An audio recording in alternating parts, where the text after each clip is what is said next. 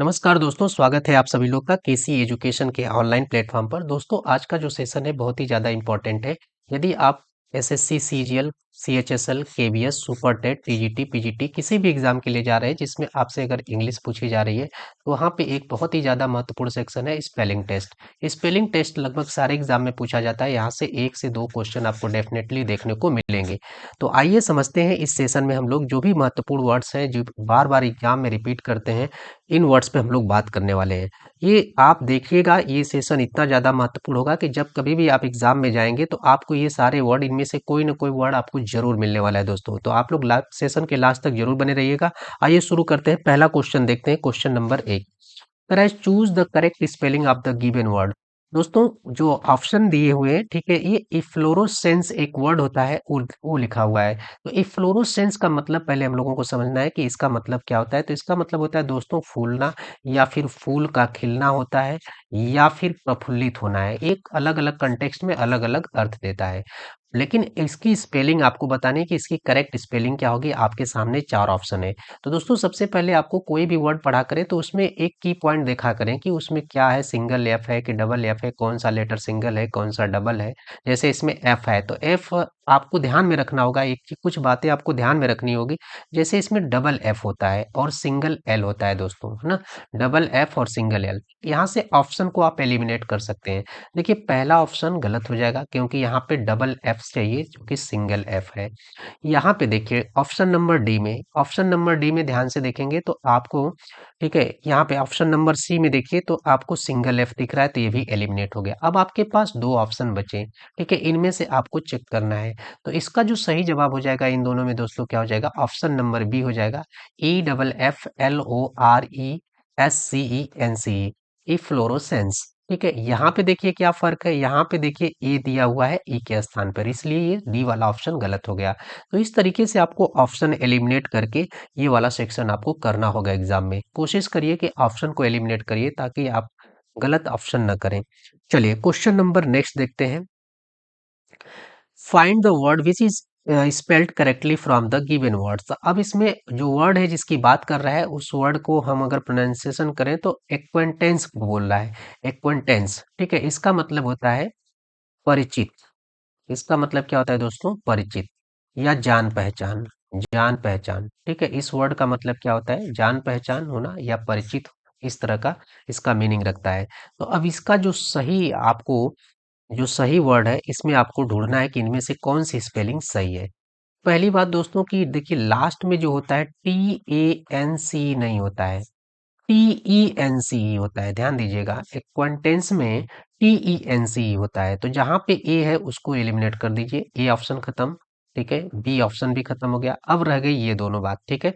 तो यहाँ पे देखिए एक्वा होता है, ए सी क्यू यू ए, है ना, ए C Q U.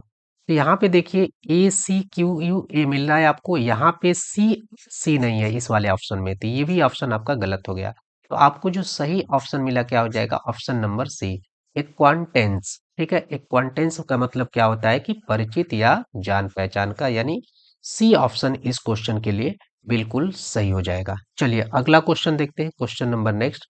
Find the correctly spelled word. ठीक है, अब देखिए ये जो वर्ड है प्लेजियारिस्ट है, इसका मतलब होता है साहित्य की चोरी करने वाला, है ना। किसी का कोई लिखा हुआ है कोई चीज, है ना, लेखक चोर, चोर लेखक बोल सकते हैं।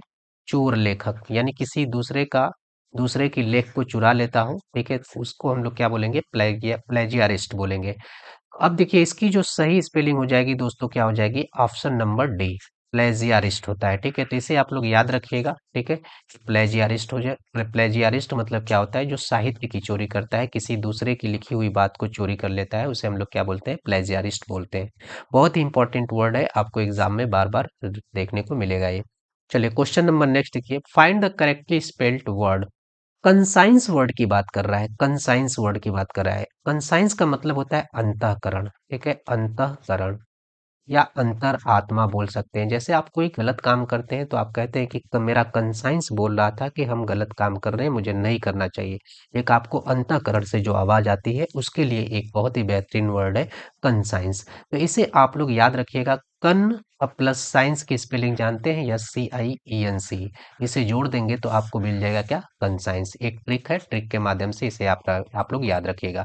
तो देखिए यहाँ पे कौन सा वर्ड है जिसमें कन प्लस साइंस दिख रहा है, तो ऑप्शन नंबर बी दिख रहा है, कन प्लस साइंस, SCINC। तो कंसाइंस मतलब क्या हो जाएगा, ठीक है, कंसाइंस मतलब हो जाएगा कि अंतःकरण। ठीक है, इसका अलग अलग कंटेक्स्ट में इसका भी अलग अलग मीनिंग होता है। अंतःकरण बोल सकते हैं, अंतरात्मा बोल सकते हैं, अच्छे बुरे की जो समझ होती है ये भी बोल सकते हैं। ठीक है, इसे अगर सेंटेंस में आप यूज करना चाहें तो कुछ इस तरीके से भी यूज कर सकते हैं, he has no conscience about his cruelty. ठीक है, इस तरह के सेंटेंसेज में आप इस तरीके से यूज कर सकते हैं इसको। चलिए अगला क्वेश्चन देखते हैं, find the correctly spelled word. ठीक है, देखिए जो वर्ड है करेस्पॉन्डेंट होता है, करेस्पॉन्डेंट। ठीक है, तो जिसके लास्ट में, ठीक है, DENT होगा वही सही होगा। ठीक है, DANT वाला गलत होता है, करेस्पॉन्डेंट नहीं होता है, डेंट होता है। तो DENT वाला सही होगा, डेंट वाला गलत होगा।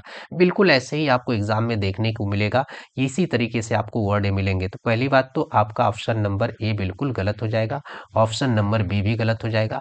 अब आपको देखना है सी और डी में। ठीक है, तो करेस्पॉन्डेंट होता है, यहाँ पे देखिए ए है ना, तो ये यहाँ पे मिस्टेक है, यहाँ पे ई होना चाहिए, तो ऑप्शन नंबर डी भी गलत हो गया। अब आपके पास जो एक केवल एक ऑप्शन बचा, ऑप्शन नंबर सी, करेस्पॉन्डेंट, है ना। तो इसका मतलब होता है संवाददाता। क्या होता है इसका मतलब, संवाददाता, ऐसा व्यक्ति जो स्टोरी लिखता है। ठीक है, समाचार के लिए, न्यूज़ के लिए, ब्रॉडकास्ट के लिए, उसे हम लोग क्या बोलते हैं, करेस्पॉन्डेंट। या कोई न्यूज़ के लिए कोई खबर देता है तो इसे हम लोग बोलते हैं संवाददाता, या फिर करेस्पॉन्डेंट इंग्लिश में बोलते हैं। तो दोस्तों ये थे आज के महत्वपूर्ण वर्ड। ठीक है, तो इसे सारे वर्ड्स को आप लोग लर्न कर लीजिएगा, क्योंकि आपके एग्जाम में बार बार रिपीटेडली पूछे जाते हैं, मोस्ट रिपीटेड वर्ड है। तो उम्मीद करते हैं सेशन आपको अच्छा लगा होगा। Thank you so much.